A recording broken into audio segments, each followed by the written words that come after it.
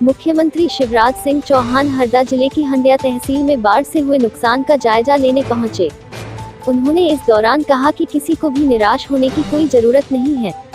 फसल, मकान सहित जो भी नुकसान हुआ है उसकी भरपाई की जाएगी। बाढ़ का पानी उतरने के साथ ही नुकसानी का सर्वे तुरंत चालू कर दिया जाएगा। सर्वे के तत्काल बाद नुकसानी का मुआवजा दिया जाएगा। इससे पूर्व मुख्यमंत्री के आगमन पर कृषि मंत्री कमल पटेल ने उनकी अगवानी की। मुख्यमंत्री ने पूर्व कमलनाथ सरकार को आड़े हाथों लेते हुए कहा कि उनके कार्यकाल दौरान हुए नुकसान का पैसा पीड़ित लोगों को नहीं दिया गया। अब जबकि मैं हेलीकॉप्टर से प्रभावित लोगों से मिलने पहुंच रहा हूं तो उसमें भी इन लोगों का पेट दुख रहा है। मुख्यमंत्री ने कहा कि पूर्व कांग्रेस सरकार ने जो गलतियां की है, हम उसे सुधारने का प्रयास कर रहे हैं। उन्होंने कहा कि हमने लगातार युद्ध स्तर पर कार्य किया और बाढ़ में फंसे 300 लोगों को बचाया है।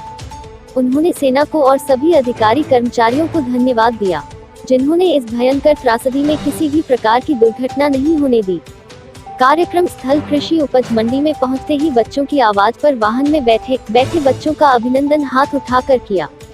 फसल बीमा की अवधि बढ़ाने के लिए किसानों ने मांग रखी थी, जिस पर उन्होंने कहा कि फसल बीमा की अवधि आगे बढ़ाने के लिए केंद्र सरकार से मांग करेंगे। उन्होंने किसानों को भरोसा दिलाया कि वे निश्चिंत रहें। सभी फसलों का सर्वे करवाकर प्रधानमंत्री बीमा योजना का लाभ अवश्य दिलवाया जाएगा। लौटते समय उन्होंने बाढ़ प्रभावित लोगों से रुक कर उनकी समस्या जानी। साथ ही बाढ़ कार्य में लगे अधिकारियों, कर्मचारियों, जनप्रतिनिधियों और भाजपा कार्यकर्ताओं का मंच से आभार व्यक्त किया। हम दे रहे हैं सरकारी को 4,600 करोड़ रुपया 20 लाख किसानों के खाते में डाले जाएंगे। संकट के समय हम किसान के साथ करें। उस सरकार की तो कई गड़बड़े हैं, कहेंगे तो आज ज्यादा तो हो जाएगा। उन्हें बीमा जो कृषि कार्य करवाया, कुल जो ऋण का उसका केवल 75%, हमने 75 नहीं 100% का होगा। हमने 100% का करवाया ताकि किसान को ज्यादा राहत मिल सके। और मेरे किसान भाइयों और मेरे गरीब भाइयों, आप कोई परेशानी ना रहे। हमारे कर्मठ मंत्री लगातार घूमते रहेंगे, चौकसी रखेंगे। कलेक्टर, कमिश्नर, आईजी, एसपी सब संकट रहेंगे नीचे तक, ताकि आपकी बेहतर व्यवस्था बनाई जा सके। और इसलिए किसी को परेशान होने की जरूरत नहीं है। परेशानी है दूर करने के लिए हम लोग आए। आप बिल्कुल चिंता न करें, इस संकट के पार ले जाएंगे। बहुत बहुत धन्यवाद। खातेगांव से सोयाबीन देख के गया, रात में शाम से खबर आने लगी भारी बारिश हो रही जबलपुर संभाग, नरसिंहपुर में, डिंडोरी में, मंडला में वर्षा के सारे रिकॉर्ड टूट गए। बड़े ही कोशिश की है कि कैसे बांध को रोके, एक का पानी फिर दूसरे का पानी छोड़े। तब तक सब ओवरफ्लो हो गए और बाद में अधिकारियों ने जवाब दिया अब अगर बांध का पानी रोका तो कोई बड़ी दुर्घटना की संभावना है, जो कुछ नहीं बचेगा। अब ऐसी स्थिति में रात शाम से हमने प्रयास शुरू किए। अफसरों को लेकर मैं पूरी रात 29 तारीख की रात भर बैठा रहा, कंट्रोल रूम बना के आंख से आंख नहीं लगाई, क्योंकि जगह जगह से फोन आ रहे, यहाँ डूब रहे, यहाँ पानी बढ़ रहा है, यहाँ पेड़ में बैठे, यहाँ से बचा लो मामा। कमल की शक्ति ने लगातार हाथी घूमते रहे। हमारे कार्यकर्ता यहाँ के विशाल तिवारी, गौरव तिवारी नहीं रुकते। मैं समझता हूँ ये भी प्रणता को श्रद्धांजलि ही होगी कि हमने जनता की सेवा के काम को नहीं रोका। मेरे प्रिय बहनों, भाइयों, बेटे बेटियों, लगभग 5 महीने हमारी सरकार बने हुए हैं। उसमें से मैं जब आया तो उसके पहले कोरोना मध्य प्रदेश में आ गया, और कोरोना के कारण सबसे बड़ी चुनौती, कोरोना से निपटने के लिए नई बीमारी थी, निपटने के रास्ते नहीं थे, दवाई का पता नहीं था। और पिछली सरकार ने ना अस्पताल, ना पीपी किट, ना दवाई, ना टेस्ट, ना पैसा, ना तेला, किसी की कोई व्यवस्था नहीं। 9 बजे शपथ लेके 10 बजे बंद भवन पहुंच गया, और तत्काल पहले कोरोना के संकट से निपटने की तैयारी की। 1-8 महीना तो अकेले काम करता रहा, क्योंकि मंत्रिमंडल के विस्तार की स्थिति भी नहीं थी। और बाद में फिर हमें 4 साथी और मिले, कमल जी सहित हम 5-6 मिले, दिनों रात सेवा के काम में लगे रहे। हमने एनडीआरएफ मंगाया, फिर मुझे लगा एक और दिक्कत है, तो रात में रक्षा मंत्री जी से बात करके हमका आर्मी भेजो, सेना भेजो, क्योंकि ये खबर आ रही यहाँ फंसे, यहाँ फंसे, निकालो। यहाँ तो नौजवानों ने निकाल दिया, आप सबने निकाल दिया, लेकिन कई जगह हमें नावों से निकलवाना पड़ा। और फिर हमने एयरफोर्स को खबर करके फिर हमने तो हेलीकॉप्टर भी बुला लिए। और मुझे खुशी है कि एयरफोर्स के जवानों ने 300 लोग जो अलग अलग जगह, कोई पेड़ पे टंगा था, कोई टापू में फंसा था, 300 लोग हवाई जहाज से पकड़ पकड़ के हेलीकॉप्टर से उठवा के और उनको सुरक्षित निकाल दिया। 48 घंटे आंख से आंख ना आपने लगाई, ना इन्हें लगाई, ना हमने लगाई, क्योंकि अगर वैसे समय सो जाते तो कोई बड़ी घटना घट जाती। एक संतोष है कि जान बचाने में हम सफल रहे, नर्मदा मैया की कृपा, भगवान के आशीर्वाद से। ऐसी परिस्थिति में जो लोग बाढ़ में घिर गए थे उनको सफलतापूर्वक निकाल लिया। होशंगाबाद जिले के बहुत इंटीरियर के गांव में गए, बोर्ड से गया, वहां तो बचने की संभावना ही नहीं थी, आर्मी ने वहां से भी रेस्क्यू किया, अब जान तो बच गई। भगवान को और मैया को धन्यवाद, प्रणाम। लेकिन जहान भी तो बचाना है, अब लोगों की जिंदगी फिर से पटरी पर लाना। भैया ऐसे मुख्यमंत्री नहीं है कि संकट आए तो बंगलों में छुप जाए, मेरे ही जनता को देना पड़ेगा। और पिछले साल के भी, मैं इसलिए कह रहा हूँ कि हम आरोप लगा कि हम पर्यटन कर रहे हैं, पिछले साल के बाढ़ राहत के पैसे आज तक पिछली सरकार ने नहीं दिए हैं। लेकिन आज हम कहने आए, ये बात भी सही है। आपने आज भी देखा होगा आर्थिक व्यवस्था बहुत खराब, कोरोना के कारण पैसे आए नहीं, खजाना खाली है। लेकिन मैं ये नहीं कहूंगा कि मैं क्या करूं, मेरे पास भी सही नहीं। अरे कहीं से भी हम लेके आएंगे, लेकिन गरीब और किसानों को संकट से बाहर लेकर चल जाएंगे। संकट के लिए तो भारतीय जनता पार्टी की सरकार हम लोग आएंगे। तमाम संकट के बावजूद तत्काल हमने कहा सर्वे प्रारंभ करो और सब सर्वे हो। हमारे बहुत लोकप्रिय और यशस्वी, बेहतर 10 मिनट शांति रखें। मध्य प्रदेश सरकार के लोकप्रिय कर्मठ और यशस्वी कृषि मंत्री जो संकट के समय गांव और ट्रैक्टर चला चला के भी पानी में पहुंचे, ऐसे हमारे साथी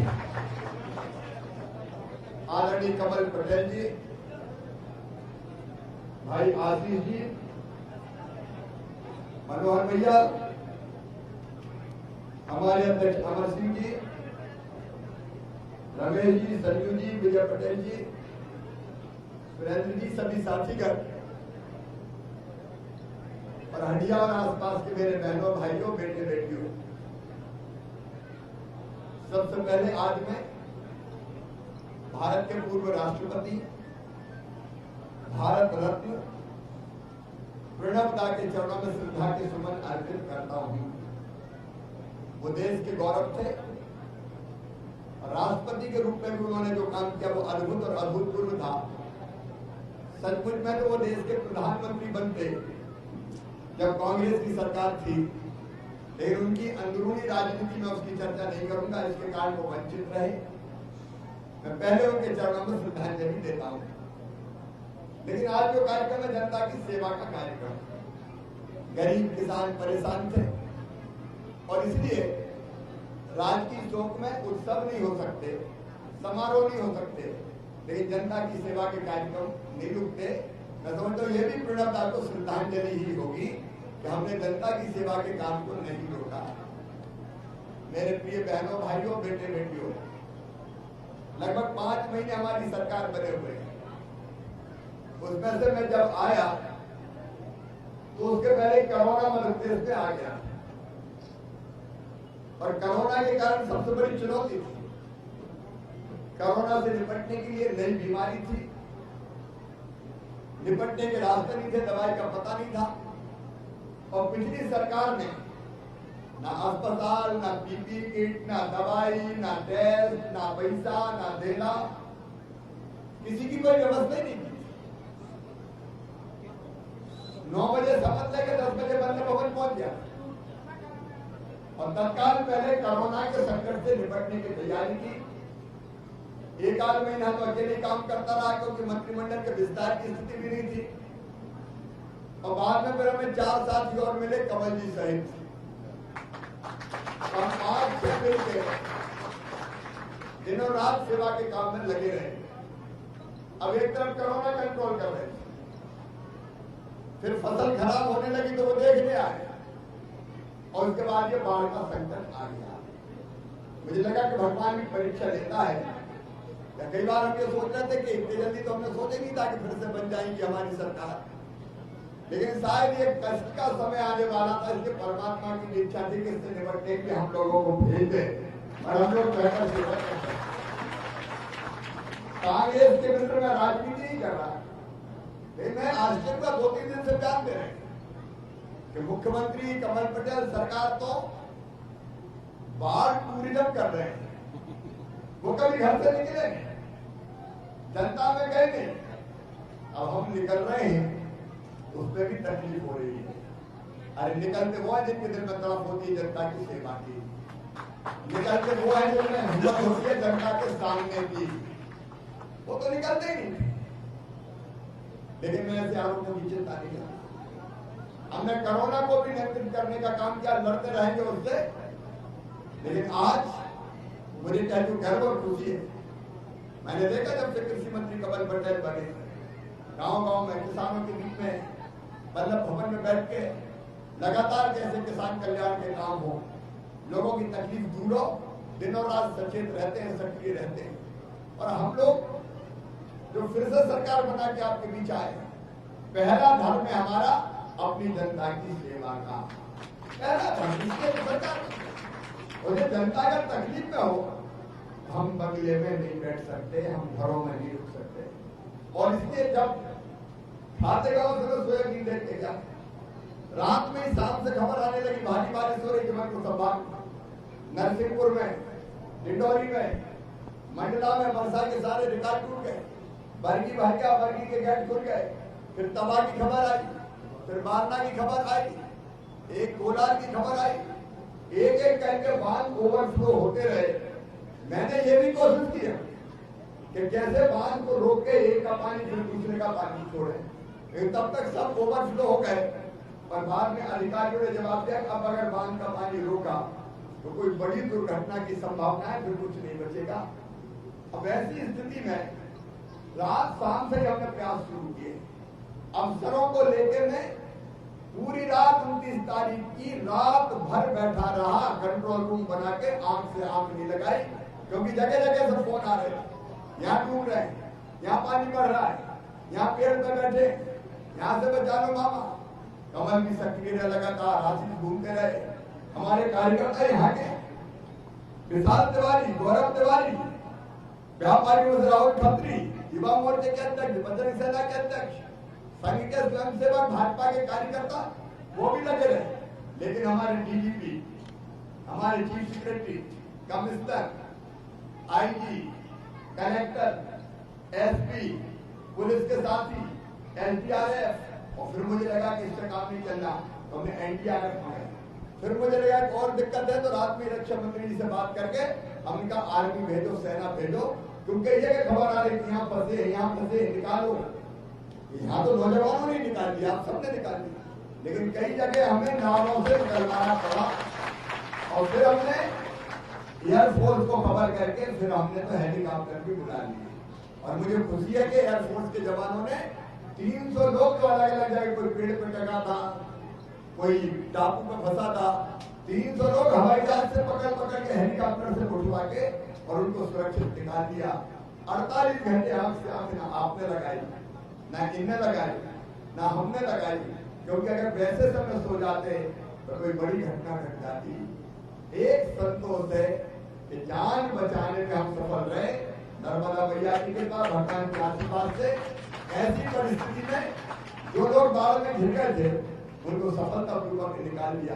कल मैं होशंगाबाद जिले के एक इंटीरियर के गांव में गया, बोट से गया था, वहां तो बचने की संभावना ही नहीं थी। आर्मी ने वहां से भी रेस्क्यू किया, अब जान को बच गए। भगवान को और मैया को धन्यवाद, प्रणाम। लेकिन आर्मी को बचाना है। अब लोगों की जिंदगी फिर से पटरी पर लाना है। भैया हम ऐसे मुख्यमंत्री नहीं है कि संकट आए तो बंगलों में छुप जाए, मिलो ही मत जनता को, देना पड़ेगा। और पिछले साल के भी मैं इसलिए कह रहा हूँ कि हम आरोप लगाए कि हम पर्यटन कर रहे हैं। पिछले साल के बाढ़ राहत के पैसे आज तक पिछली सरकार ने नहीं दिए हैं, लेकिन आज हम कहने आए कि ये बात भी सही है। आपने आज भी देखा होगा आर्थिक व्यवस्था बहुत खराब, कोरोना के कारण पैसे आए नहीं, खजाना खाली है। लेकिन मैं ये नहीं कहूंगा कि मैं क्या करूं, मेरे पास भी सही नहीं। अरे कहीं से भी हम लेके आएंगे, लेकिन गरीब और किसानों को इस संकट से पार लेकर चलेंगे। इस संकट के लिए तो भारतीय जनता पार्टी की सरकार हम लोग काय के लिए तमाम संकट के बावजूद तत्काल हमने कहा सर्वे प्रारंभ करो, और सब सर्वे हो गए।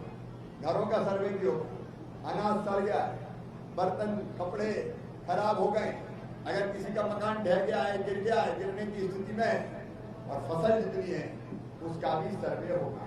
फसल बीमा योजना की हम दोनों लड़ते रहे, पहले बार बार तारीख कमल बता रहे तब बढ़ाते रहे, और आज क्योंकि बाढ़ग्रस्त इलाकों में फिर भी कई जगह किसानों ने कहा कि हमारा तो रह गया, तो भारत सरकार से फिर अपील की है कि 5-7 दिन और बढ़ा दो, कम से कम उन दिनों में जहाँ बाढ़ का पानी आ गया था और प्रशासन को लगना पड़ा बाढ़ के काम में। बैंकों में भी वैसी व्यवस्था नहीं बन पाई, हालांकि इतवार के दिन भी खुलवा के बैंक और बीमा करवाने का काम था, इतिहास में पहली बार हुआ।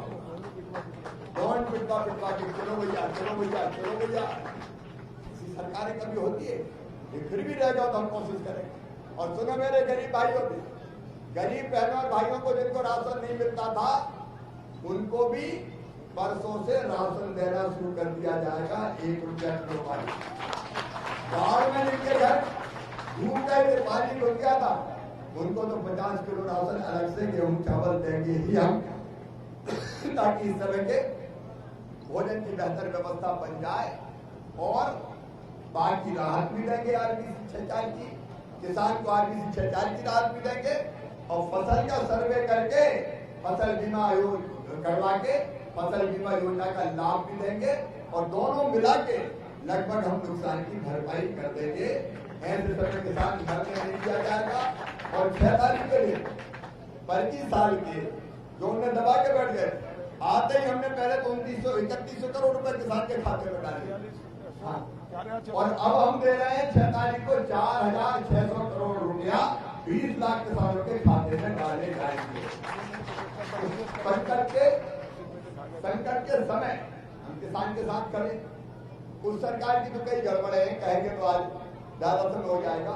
उन्हें बीमा जो पिछली बार करवाया, उन जो ऋण था उसका केवल 75%, हम क्या 75 नहीं 100% का होगा। हमने 100% का करवाया ताकि किसान को ज्यादा राहत मिल सके।